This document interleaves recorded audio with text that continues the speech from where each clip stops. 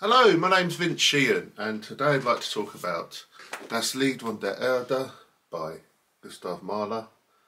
I'd like to go through this extraordinary work exploring the themes and how the music's put together and how it relates to the text. I do believe that having some understanding of the form and the structure in classical music can greatly aid our appreciation and enjoyment of it. That's why I do these videos. Now, Mahler composed this between 1908 and 1909, and this was really the beginning of his kind of final period, I suppose, in his composing career. This work, Das Lied von der Erde, the Ninth Symphony and the incomplete 10th Symphony, are all very much works about saying goodbye and about death. You could say that for much of Mahler's music actually, but particularly these last three great works. And it's easy to see why. Mahler in 1907 had the terrible tragedy of losing his daughter Maria to scarlet fever. And on top of that awful event, Mahler was diagnosed with that heart condition which eventually killed him. The heart condition which is said, well, Leonard Bernstein says, kind of crops up in the opening of the Ninth Symphony in the music there. Mahler also, at this point in his life, had to leave the Vienna State Opera. He wasn't a popular figure there, and despite the brilliant performances, improved standards there under his tenure, there was a lot of people who wanted him out, and much of that was anti-Semitic and kind of political, I suppose. So Mahler was in a low ebb when he began this, but he was inspired by a collection of Chinese folk poetry, which was translated freely by Hans Betke, and this poetry really kind of spoke to him. The poems that he chose in Das Lied von der Erde for these 6 songs are all about the kind of fragile and fleeting, intense joys of life in the face of death and oblivion. There's something incredibly bittersweet about this work, and Mahler composes music which really gets to the heart of this existential and human dilemma, that of how wonderful and beautiful life is, and that awareness of how wonderful and beautiful life should be, which we all have, yet is always in danger of being swallowed up by the chaos and the misery and darkness of death. So that's a bit of the background about this great work. Now, what is its genre? Now, throughout Mahler's life, his music, there's this interplay between song and symphony. Of course, the first 4 symphonies are influenced by those Das Knaben Wunderhorn songs. The 5th to the 7th symphonies are inspired by the Ruckert-Lieder and less direct, but nevertheless still there. And then when we look at the forms in the symphonies as well, Mahler often uses these kind of rondo-like forms with repeated ideas coming back in his symphonies, and that very much ties in with song forms where you get I suppose a refrain or a chorus or a verse coming back over and over again. And in Das Lied von der Erde, Mahler seems to kind of perfect this. He kind of gets the weight of a symphony tied in with the intimacy and joy of a song. Mahler himself called it a symphony, although he refused to number it because he was superstitious, and knowing that he was ill, he didn't want to tempt fate by calling this his Ninth Symphony, knowing that composers before him had died after composing the Ninth Symphony. I tend to think it's more of a song cycle than a symphony. I just think the forms in this work, in the six movements, are more song-like rather than symphonic. And people such as Leonard Bernstein say, well, you know, there's ideas that come back, etc. But I think that's more to do with the heavy use of the pentatonic scale in these songs, which makes a sense of repetition or a kind of echoing of motifs far more likely. And by the way, the songs are sung by a tenor and an alto who alternate. It can be sung, according to Mahler's directions, by a tenor and baritone, but most people prefer the contrast between a male and female voice. Now let's get into the songs themselves. And the first song is sung by the tenor, Das Trinklied vom Jammer der Erde, the drinking song of the sorrow of the earth. This thrilling opening to Das Lied very much crystallises this sense of the bittersweet and fragile nature of life. It's about this guy singing to his friends, and he wants them all to enjoy the wine, get drunk, etc. But he keeps coming back, reminding them of the darkness of life and death. There's a repeated refrain in this song, Dunkel ist das Leben, dunkel ist das Leben, ist der Tod. Dark is life, is death. Now the song is really an alternation between two ideas with an additional section, episode in there, and the form for each of these songs can be found below in the description. So we begin with this flurry.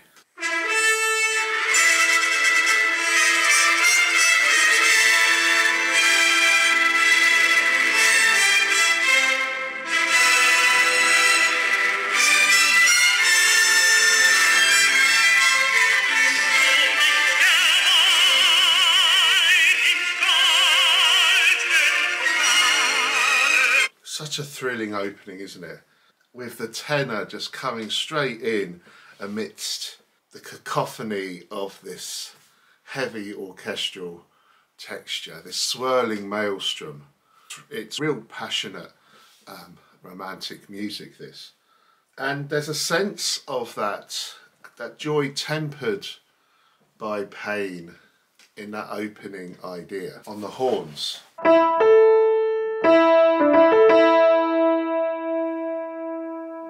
It's marked allegro pesante, kind of heaviness behind it. So it's music which is passionate, it's got that thrusting nature, but it's pulled back. There's something heavy, something dark on the heart.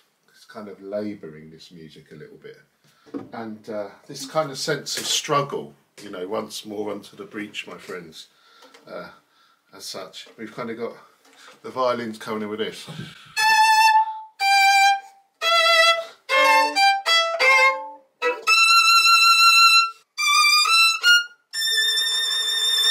When the tenor comes in, amidst the kind of orchestral texture, at the end of his first phrase he has a turn. Es singt ein Lied. That turn is something we'll hear throughout the work, particularly in Der Abschied, right at the end, the very long song right at the end of this cycle. We have a transition based on this this first idea, which then takes us to this rather shadowy section, which sounds like this.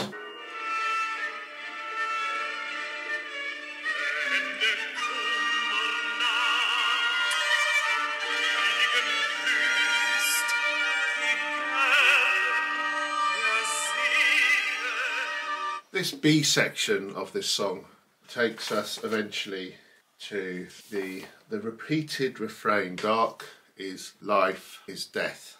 Dark is death, Leben ist der Tod. Then we're back to A again, which is more developed, varied the second time round, as is always the way with Mahler. These repetitions in these song forms, in the kind of more symphonic works, they're very rarely repeated exactly. We have another transition before we have another version of B1, that shadowy idea, and with the refrain, dark is life is death.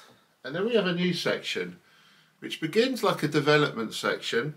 I call this C. A new idea comes to the fore here, which is based on the original horn call, but this time it sounds more perhaps like a bird song, a bird call. Goes like this. We're now in F minor.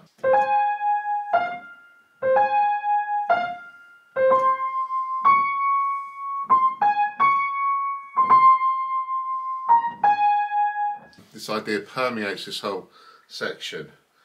We hear glimpses of ideas from both the A and B sections. It's a typically Mahlerian episode. Before we come back to a thrilling fortissimo restatement of the main idea, the A section, and this bit really gets me right there every time I hear this. Before we have a shortened version of B with the dark is life, dark is death refrain, before a very short coda. The second song, Der Einsame im Herbst, the lonely one in autumn, it's got more of a chamber music feel to it. This is for alto, and this is very much the autumn landscape, the kind of decay in the air, the coarse seen in the trees and on the dew on the grass, etc. But keenly felt in the poet's heart. Very much a pathetic fallacy in this poem. And again, like the first song, it's very much an alternation of ideas. And remember, the form for the songs are down below. We have this meandering idea which keeps coming back, first heard on the violins.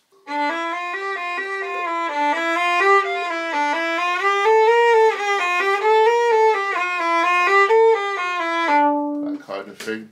Above it we have this, it's lonely. The song's about the lonely one, isn't it? Oboe.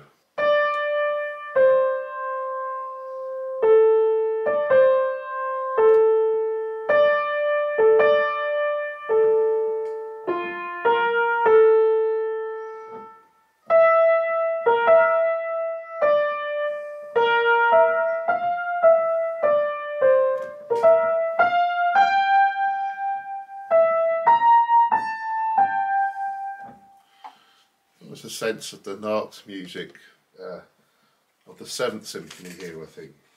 Very sad, bleak music, really. But then in the B section, there's a bit more warmth, and we hear it very briefly first.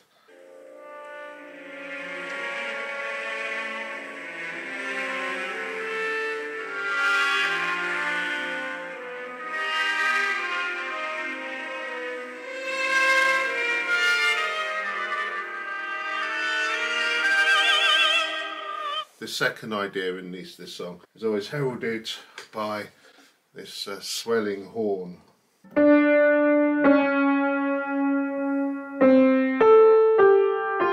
And this gets longer each time it comes back and more involved. The final statement of this B section almost becomes ecstatic in its yearning.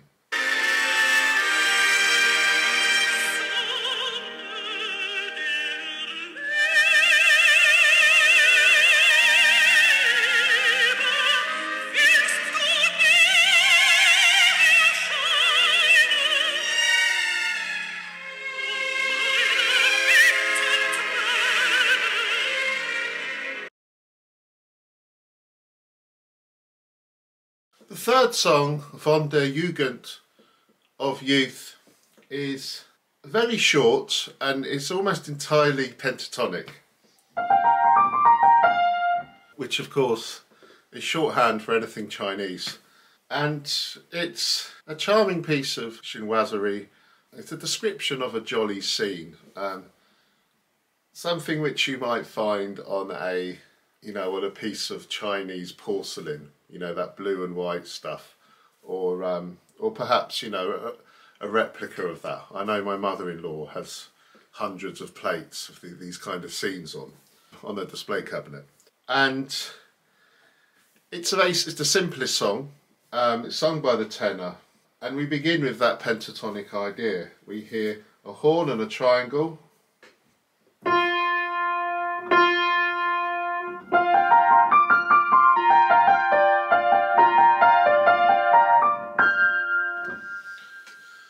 and when the tenor comes in, he has this very jolly tune, very reminiscent, I think, of those early Das Knaben Wunderhorn songs.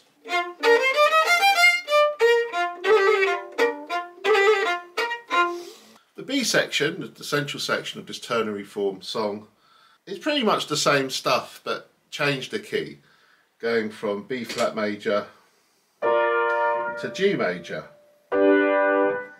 with this slightly different tune.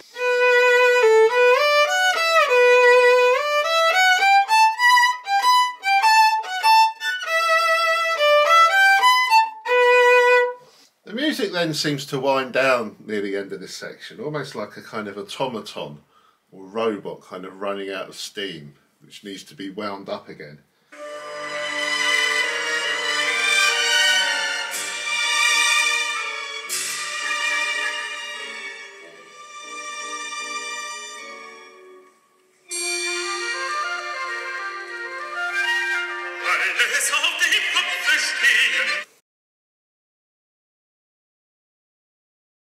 The fourth song, von der Schönheit, of beauty, really is a kind of celebration of sexual desire between young ladies and young handsome men. It's again, I guess, depicted through the visual arts, that kind of thing, in a very stylised way. It's essentially monothematic, the kind of same idea through it. But it's got this absolutely crazy central section. But it begins like this. Again, this is the alto.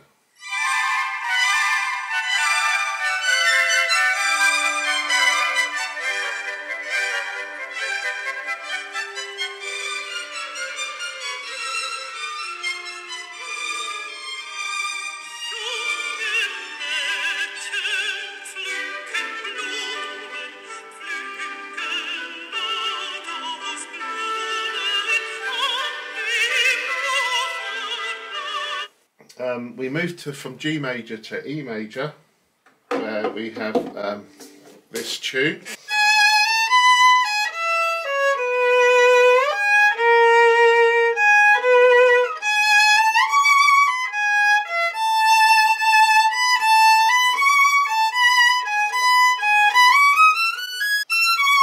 We have a transition, and then the really crazy bit happens.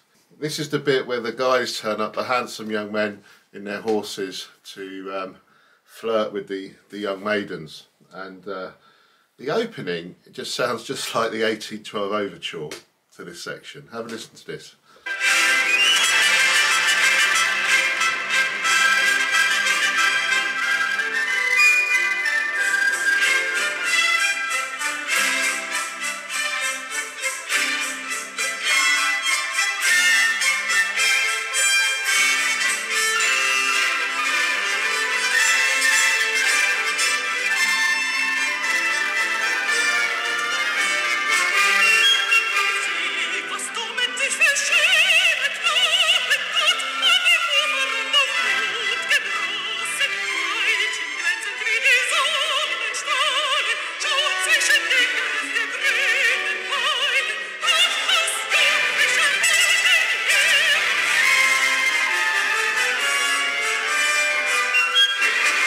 The music almost threatens to come unhinged here, and we get a whole tone scale coming in.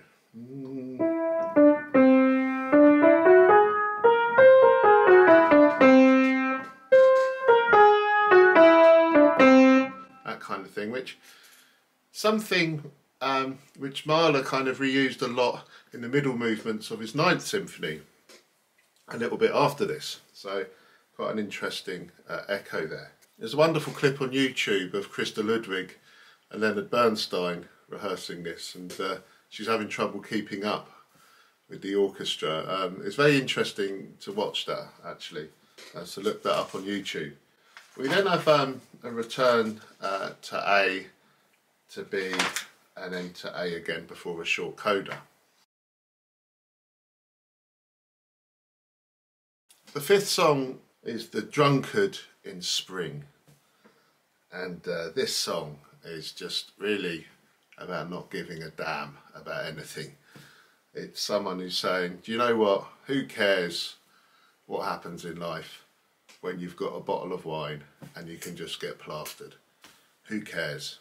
It's kind of got that attitude to it, which, let's face it, I can relate to sometimes. And again, like all these songs in this song cycle, we have two alternating ideas, A and B. And the first A section goes like this. Here's A.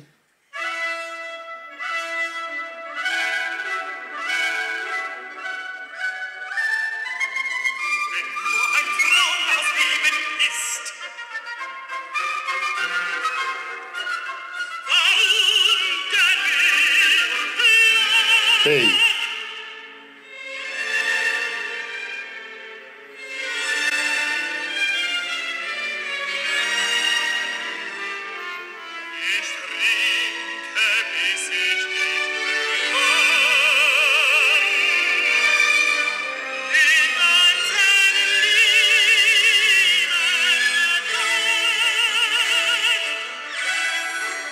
Back to A again. Like the third song, it's very simple in terms of its form. The last song, Der Abschied, the farewell, is often regarded as one of Mahler's supreme achievements, and it kind of brings together in a very moving and profound way all of the central preoccupations of the song so far. That of the joy and excitement of life, but on the flip side, the chaos, the bad stuff, the death which threatens to knock us off course. And in the final song, of course, death itself is tackled.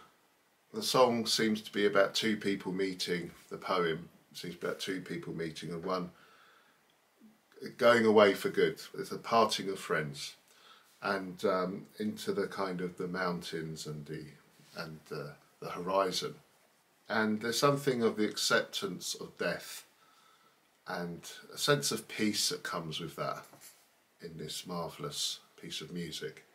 And the end of it is spellbinding. Now, this song is incredibly long. It's just under half an hour, which is almost as long as the other 5 songs put together. In terms of form, again, it's this song-like form of alternating sections, A, B, A. There's a contrasting C section in this as well, which we hear right at the end of the song, and there's an orchestral interlude, which is kind of a development of A, but it's quite a significant part of this song. And again, remember the form of the song's down below.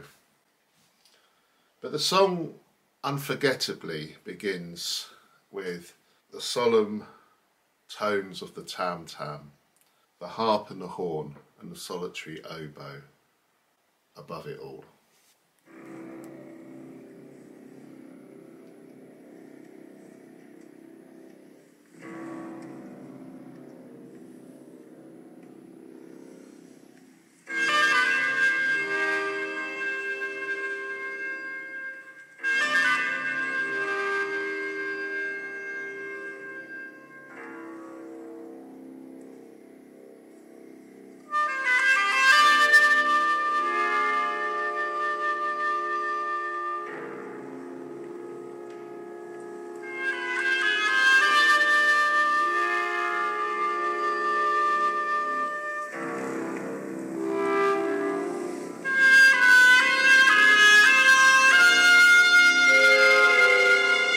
remember that turn from the first song, right at the beginning of the song cycle, sung by the tenor? Well, here it is again, transformed into this solemn cry from the heart.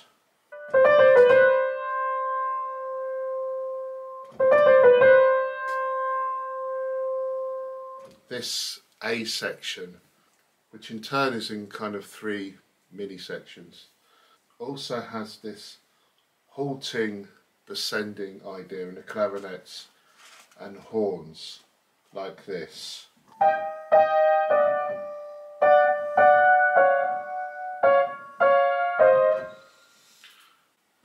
That idea, that motif, is incredibly important in this final song, der Abschied. And listen for the crazy arabesques in the flute as the oboe line's taken over.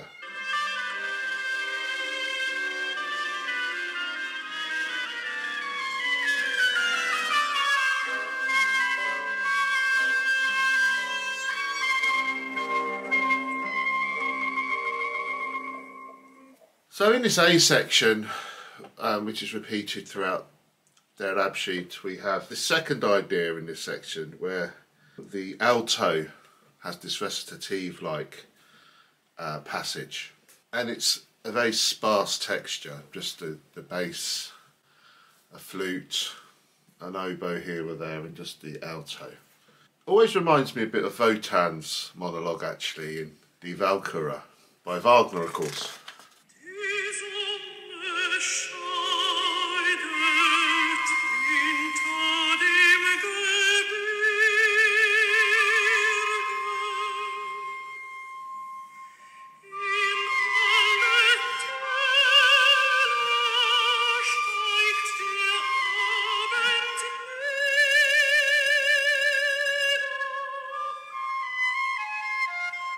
The last portion of this A section is more lyrical, taking up the ideas of what we've heard already, but in a fuller orchestral texture. We then come to a contrasting B section. The key changes to F major. We start in C minor, and now we're going to F. And this section begins with this rocking motif in the harp and clarinet.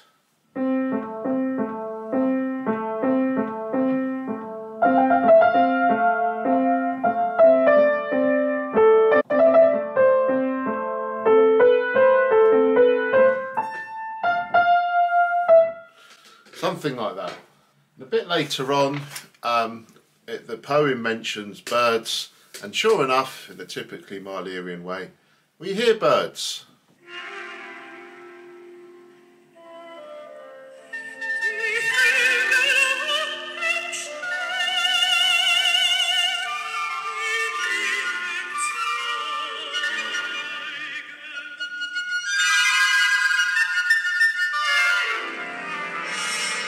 We have a brief return to the recitative-like A section before we go into a new melody, this time in B flat major, and this melody is what we'll hear right at the end of the song, just before the singer leaves us with Ewig. And the melody is something like this.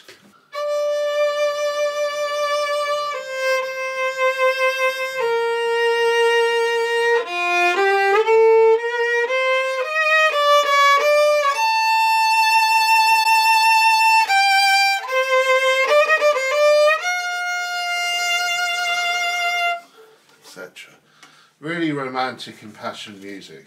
My friend, I long to savour the beauty of this evening at your side. This really is the two friends sharing their last embrace before they leave. Again, we return to the gloomy music of the A section before we have an orchestral interlude. And this is very much a development of the horn and clarinet figures we hear in the A section. Do you remember those descending ideas?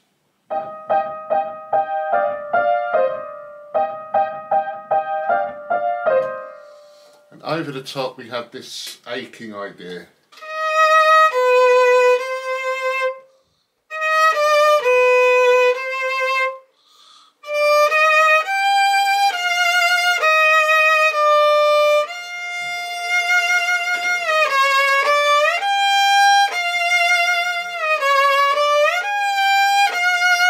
Etc. After this orchestral interlude, we hear the A section with the tam-tam, the oboe, the flute, that chamber music texture for the last time. We have a repeat of B with that rocking motif, and we hear C again.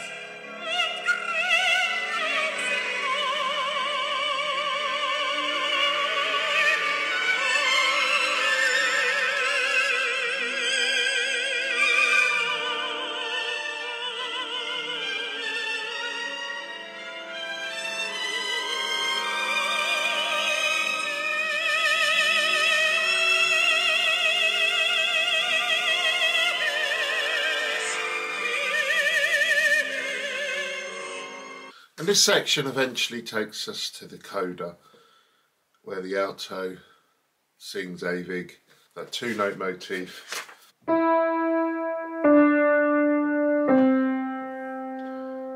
And the music kind of disintegrates in a very beautiful way into these melodic fragments, motifs.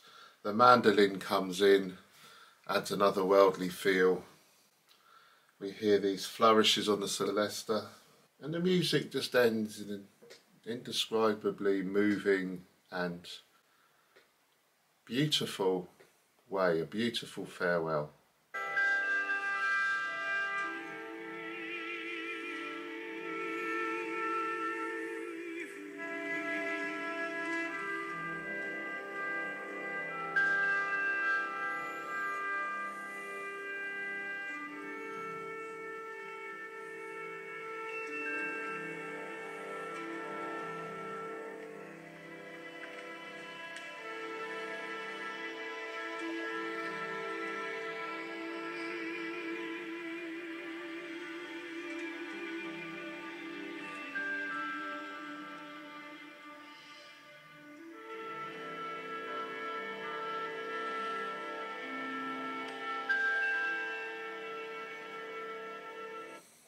And that's Mahler's Das Lied von der Erde. Surely one of the greatest song cycles, or symphony if you prefer to call it that. What a marvellous work. If this is your kind of thing, please click like and subscribe, and if you'd like me to look at any pieces in detail, please put them in the comments below, and one day I'll get through all of them. Please also consider donating to my PayPal if you feel this has been useful and you can afford it. And thanks very much for watching. All the best. Bye.